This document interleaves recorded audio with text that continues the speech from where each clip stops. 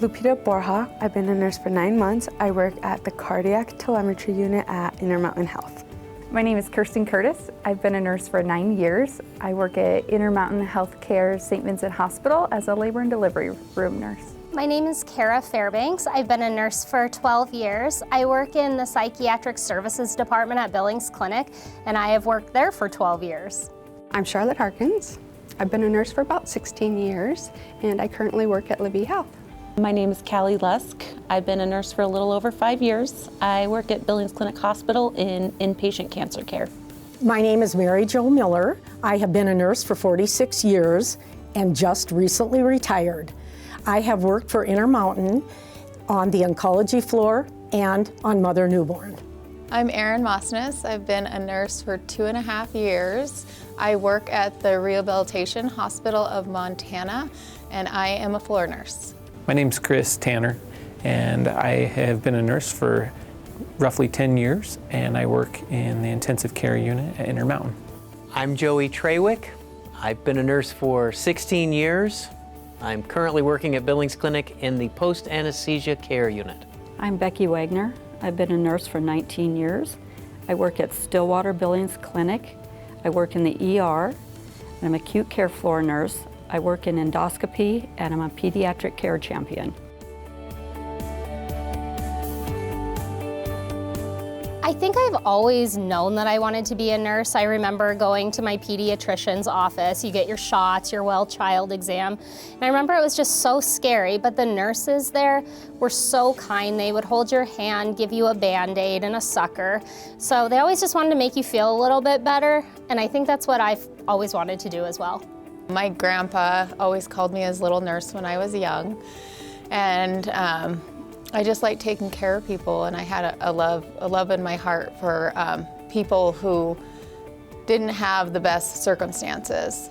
When I was in high school, I took a class called Occupational Health, and I knew from that moment that I wanted to be an RN. I saw nurses working in the cardiac unit when I was an exercise physiologist with cardiac rehab, and they looked really busy. And it was so intriguing, the many things they got to do. I knew I wanted to be a nurse when I saw how they intervened in people's lives. I knew I wanted to be a nurse when I was in high school, and my mom and my aunt were both in the medical field, and I watched them give loving, compassionate care, and I wanted to do the same. I worked at a doctor's office in high school. My mom was an EMT, and I had a child that was born very sick and was in Denver Children's Hospital. And after seeing what the nurses were capable of and what they did, I decided I wanted to be a nurse. I knew a long time ago I wanted to go into something where I got to take care of other people. Taking care of people fills my cup, and nursing does exactly that. But it really solidified my career choice when my dad got in a car accident and he actually got flown over to Intermountain Health. The way the nurses treated us and treated my dad really solidified my career choice. When I was 6 years old, I decided I wanted to be a nurse, and as I grew, I just kind of developed that passion. Working as an EMT, watching them do so many amazing things as flight nurses and flight paramedics, I thought, boy, they're sharp people, and I want to be like them.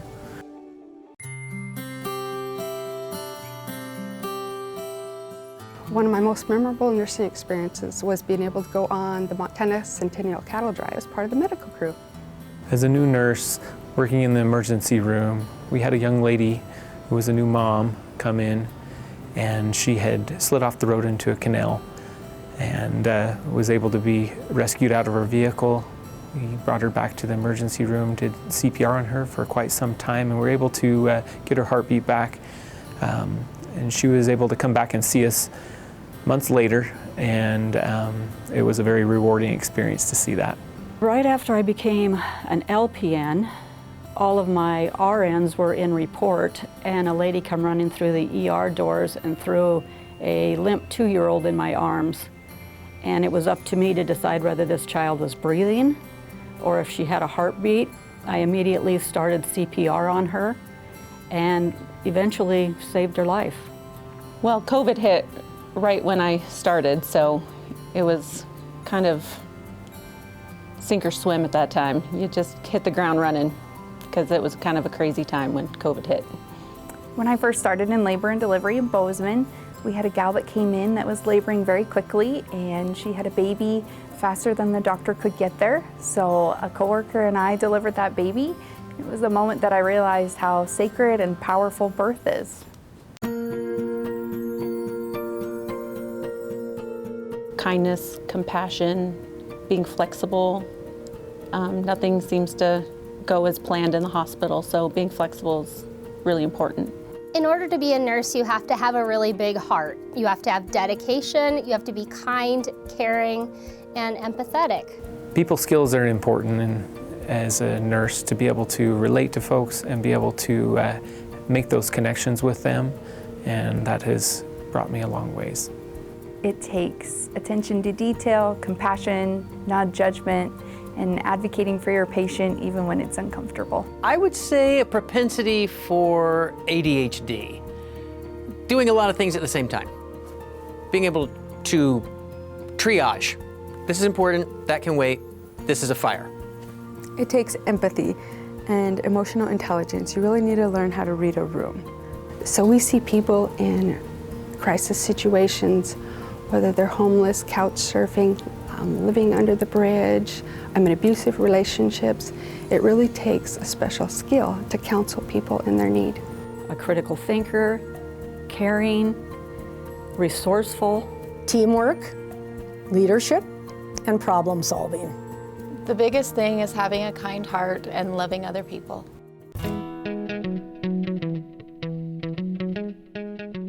Let it go, God's got this. There's a rainbow after every storm. I love Mother Teresa's quote. It's really long, but it's something to the effect of, if you're kind, people are gonna say that you're doing it for your own reasons. Be kind anyway, because it was never about them, it was about you being true to God and your purposes. And man, I love that. Treat others the way you would want to be treated.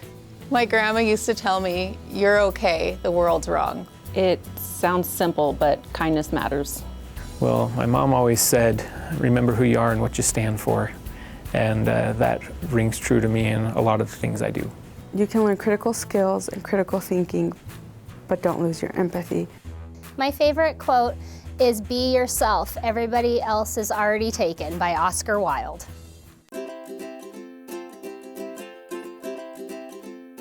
A CNA and I were walking a patient out of the bathroom, and she wasn't moving, so I kept saying, "Take a step, take a step, take a step." She finally turned around and looked at me and said, "I can't, you're standing on my gown." So I was pushing that patient down to get a CT scan. We thought she had a stroke, and I have 2 left feet, and I tripped over both of them, and I went face forward on the ground right in front of a doctor. I was working on mother newborn, and I was 9 months pregnant myself. I was making rounds with the physician. We wore scrub tops. It had snaps all the way down. I put my hands in my pocket, and the top just split right open. We were in a patient room. The doctor looked over at me and said, "Mary Jo, you're just popping out all over the place." When I was a new nurse, we had taken our patients out to the courtyard in psych where we can do recreation, get some air. The patient that we took out had been there for an extremely long amount of time. So just kind of being funny, I decided to climb a tree. I ended up falling out of the tree and I broke my foot. I love it when people call me and say, "Hey, my dad's in the hospital," or "I've got a friend in the hospital," or "Can you come visit somebody?" Because I get to dress up as Welvis, sing a song, dance around, be lighthearted, because laughter, that kind of joy is the best medicine, baby. And you can count that to the bank. I was working with a plunger from a syringe, and it had come off the end, and I had drawn up some stomach contents into this syringe and went to put the end back on, and as I put that end back on, it shot stomach contents all over the ceiling and all over the wall and all over my clothes, and it was quite the laugh. I've taken a patient to the wrong room, and then the other patient comes and there was a gentleman just sitting there staring at her TV. Working in a labor unit, I was putting a Foley catheter in a gal, and when I went to go push the fluid through, the syringe popped off and it splashed in my face, and the patient looked at me and said, "Oh, did my water break?" And I said, "I'm really sorry, it was just me."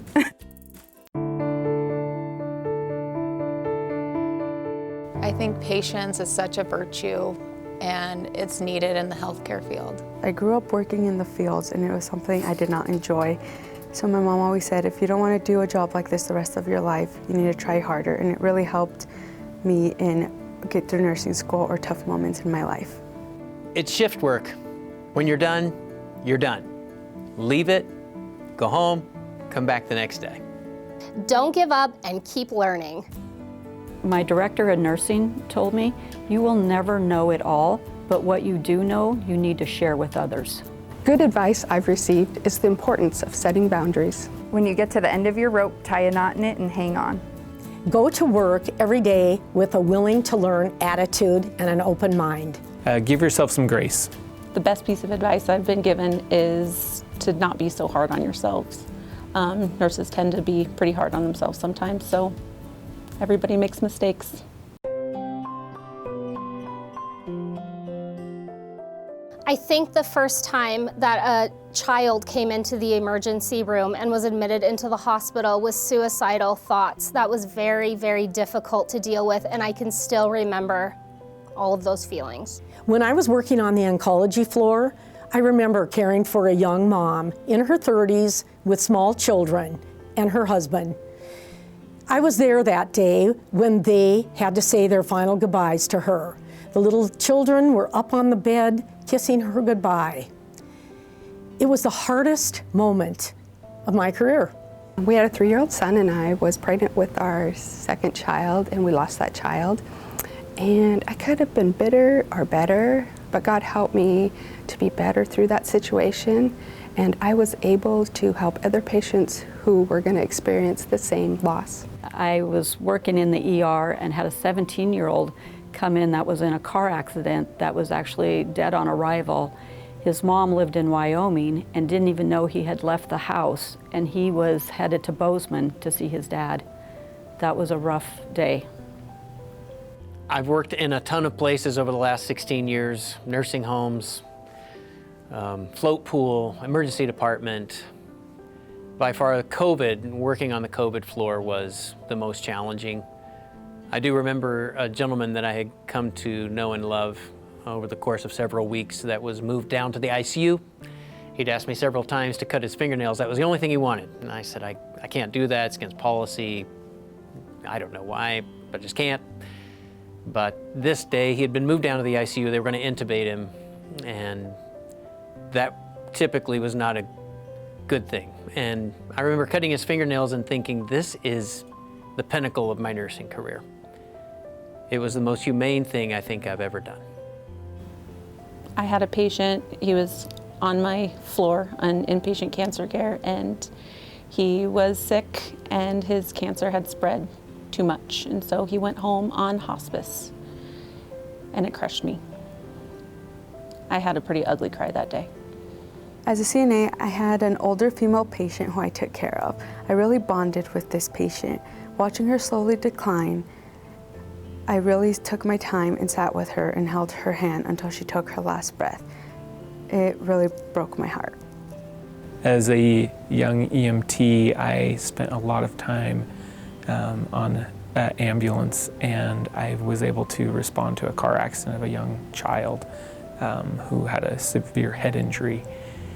I remember sitting there with him in the ambulance as we took him to the hospital, and his head was split open, and it was quite a tragic thing for this young boy and his family, and no one knew if he was going to survive. And months later, we were able to hear back that this young boy was able to return back to his baseline and be able to function like a normal young boy could. And that's something I still remember to this day after so many years. I had an 80-year-old man who was a patient, and I got really close to him, and he passed away. I had to clean his body so his family could come see him. When a woman loses a baby, it's a very tough part to witness as that mom. doesn't get to take home that baby she dreamed about. So to be there for her, to hold her hand, to comfort her and try to be the rock in the room, it's a very tough place to be.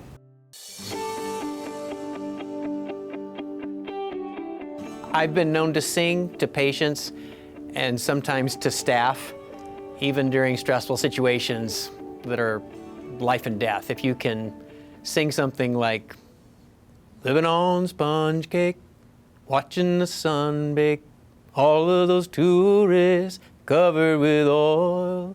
Everybody relaxes a notch, and we breathe, and we do our jobs a little better. On our floor, our patients become our friends and our family. So they're going through so much, you want to make it as a little easier for them if possible. So you decorate their room, or you throw glitter on the ground, or you bring them a quilt to put on their bed to personalize their room.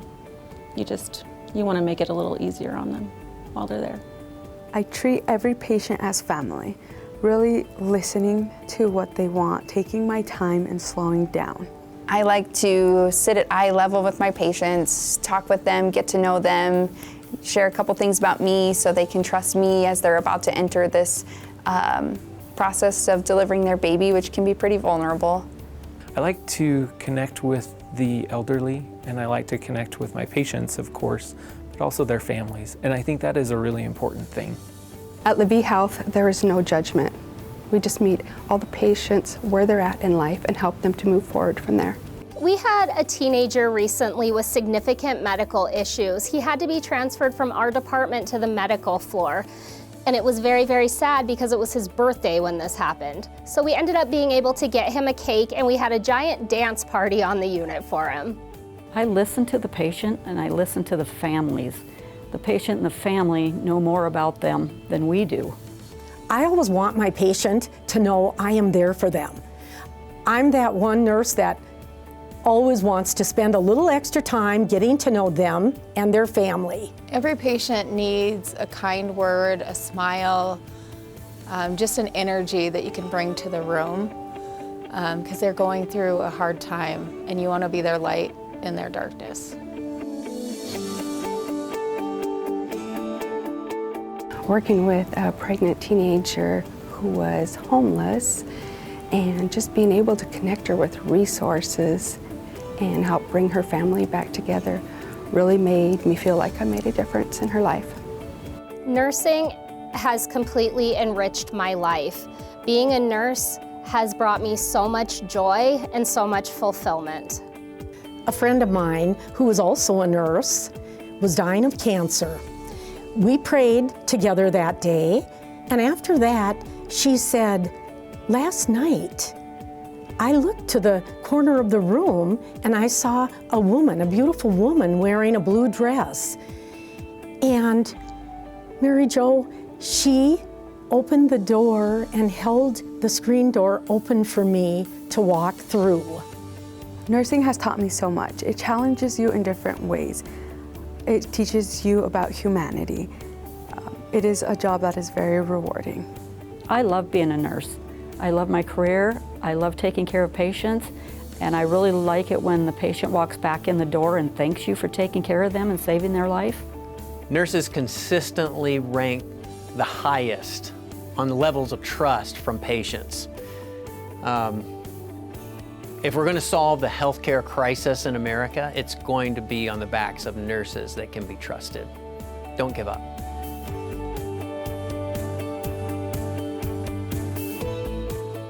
Thank you very much.